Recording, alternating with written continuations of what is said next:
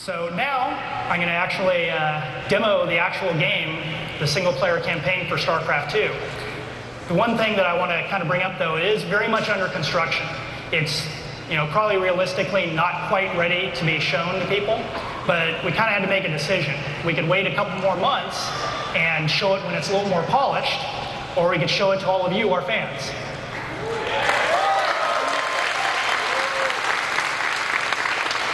So just keep that in mind. We're going to go ahead and switch over to gameplay now.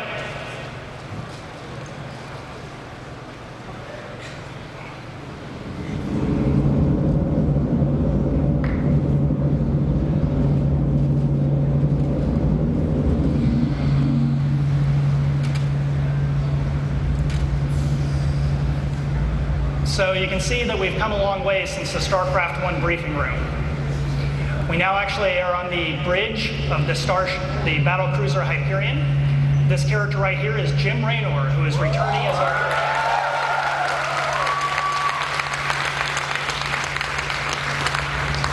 So Jim Raynor is going to be the central hero and character for the Terran campaign.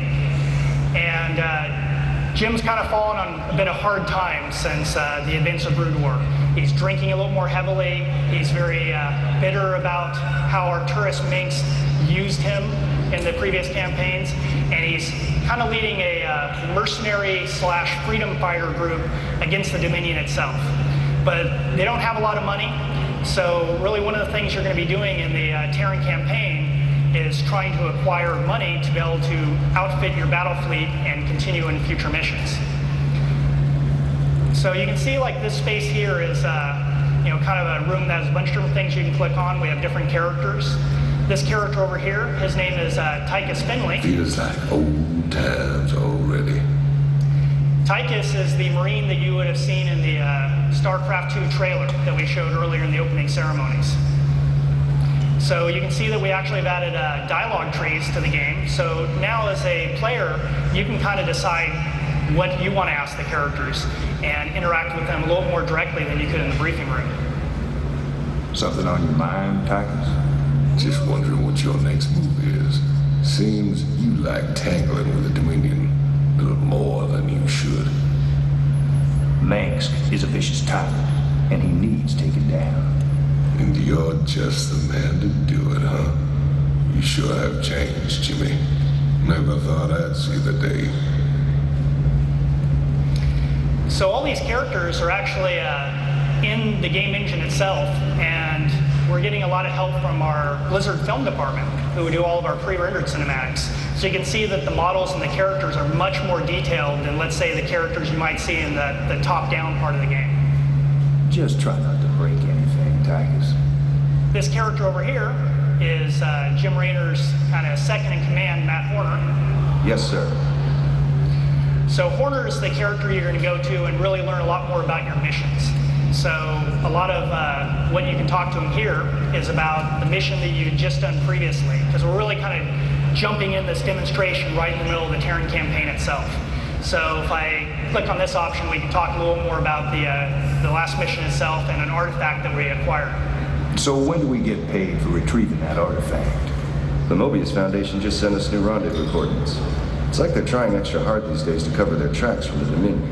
Well, we're the most wanted criminals in the sector, right? If I was them, I wouldn't want to advertise our little partnership either. Good point. I'll contact them and take care of the exchange myself. We need some better firepower. You should head down to the armory and spend some of that cash we just made. Take it easy, man.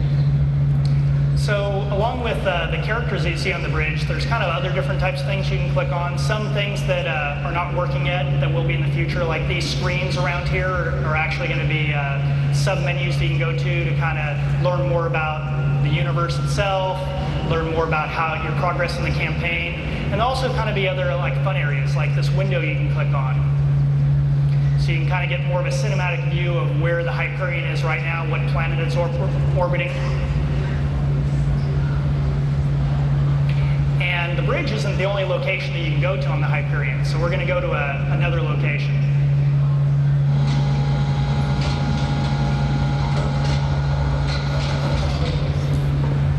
Gentlemen, grade 6. Get it done. Down here slumming, sir. What was that? Boys are getting riled up, Jim. We got a problem.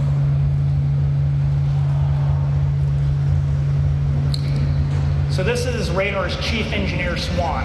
So he's a character that whenever you come down to the armory, you can kind of talk to about technology, about units, and also that was an example of an in-game cutscene that has a subplot that's happening on the Hyperion that you can interact with. So we're going to ask Swan a little more about why that engineer bumped into us. So what's the problem? Crew ain't been paid in 3 months, Jim. They're overworked and understaffed. Some are set to mutiny if things don't get better soon. Look, Swan, I get it. But that artifact we just picked up from Marsara's gonna solve everything. I've heard that before, brother. It's different this time. Yeah, I heard that one too. So one of the goals with this part of the single-player campaign is really giving you a lot more story. And there's going to be main storylines, there's going to be subplots, and it's really up to you as a player to decide how much you want to interact with. You can choose to interact mainly with the main storyline, or you can choose to start interacting much more with a lot of these different subplots. So this room, like the bridge, has multiple things that you can kind of interact with. Like this back here is the simulator, where you'll actually be able to kind of test out different units and play with them.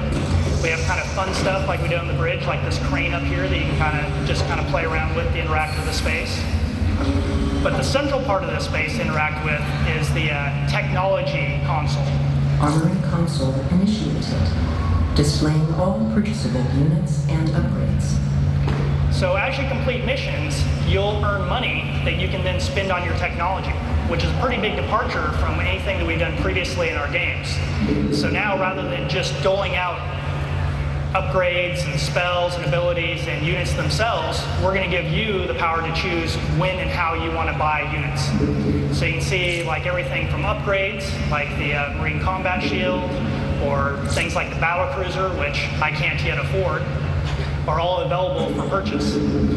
But since I'm demonstrating, I can go ahead and buy the Viking. So we're done with this area. We're going to go back up to the bridge. And now, probably the most important feature of the bridge itself is the star map. Star map initiated. Select any world for additional information. So just like we're empowering you as a player to choose which technology you want to decide how you want to advance through the campaign, we're also going to give you choices over which missions you choose. So you'll be able to go to a lot of these different planets and do different missions or just explore them. So you can see the Hyperion right now is around Marsara. So if I click onto Marsara, Kelmorian salvage planet. I'll get a closer view of the planet itself. And just like when I was talking about Warcraft 3, how we're trying to give you more of a sense of the world of Warcraft, here we're going to give you a little more sense of the Starcraft universe. So you can see there'll be different things to click on a planet that is really just information that isn't necessary for the missions itself, but really just kind of gives you a little more depth in the world that you can explore kind of at your own leisure. Marsara is a planet in the Koprulu sector, formerly one of the 13 core worlds of the Terran Confederacy. It was subsequently infested by the Zerg. This was the first planet on which the Confederates fought the advancing swarm. To keep the infestation from spreading, a Protoss fleet under the command of Executor Tassadon incinerated Marsara from orbit, as it had with its sister planet, Chowsar. This planet was the birthplace of Jim Raynor, the Confederate Marshal of Marsara, during the planet's infestation. So you'll be able to, like each planet will have information that you can click on and learn more about the planet itself and more about the lore in the universe.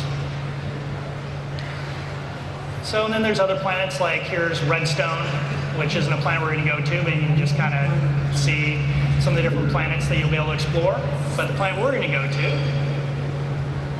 Jotun, Fringe World Colony. So you can see that I already kind of looked ahead and knew that my recommended technology were Vikings. So we purchased the Vikings for this mission, so I'm actually going to launch the mission.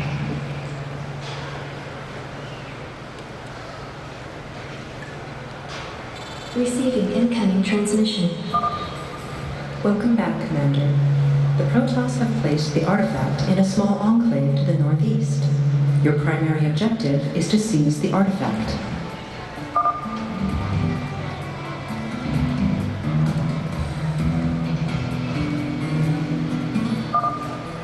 The Protoss base lies to the north. Destroy the warp gates there to complete your bonus objectives.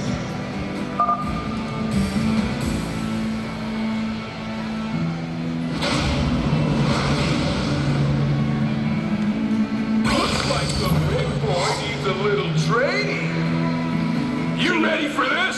So you can see we started with our Viking units, and rather than play an entire mission, I'm going to just kind of go straight to the artifact. Transform and roll out.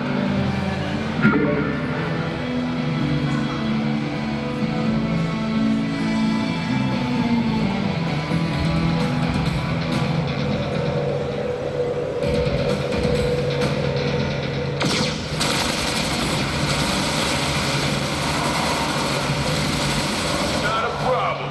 All over that. So you can see there's a Protoss base in our way, which now brings to light why Vikings are recommended technology for this mission, because if you bought Vikings, this would be a great example of how you can bypass the forward Protoss base and fly directly around to the artifacts defenses. Transform and roll out. Not a problem. Churn and burn.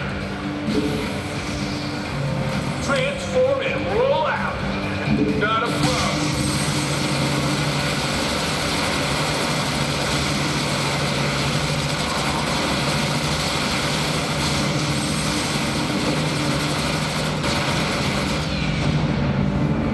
Uh-oh. Well, that didn't work out so well. Well, I guess maybe this is why I have the debug build, so I can just bring in some more units. Well, I don't know if that's enough, so I'm going to go ahead and bring in a few more. All right, that looks like enough. Let's try this again.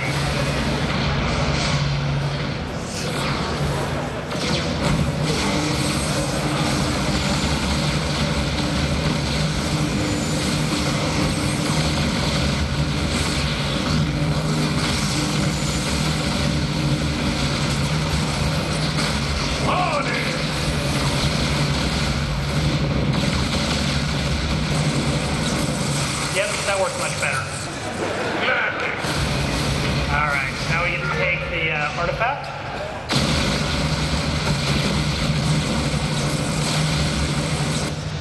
Which means we won that mission. All right, so now we can go back to the bridge. Welcome back, sir. That mission was certainly easier than we expected.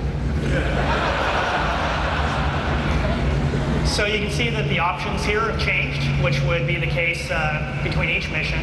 And on the bridge, Tychus had disappeared. So again, after you complete missions and you come back into what we're kind of calling the story mode space, the characters will have changed. You'll see new characters. Some characters will have left, and the way you can interact with them will have changed. So we're going to go ahead and try to figure out where Tychus went. Matt, where's Tychus? I don't know, sir. He said he had to take a leak. In that suit? Look, from now on, keep tabs on him, all right? Is there something you're not telling me, sir? All sorts of stuff, Matt. Just you. If I know Tychus Finley, he's in the cantina right now. Keep an eye on things, Matt. I'm gonna go grab a drink. So you find that Jim Raynor likes to drink a lot. So we've decided to add a cantina space also to the Hyperion, that you'll be able to go to at any time.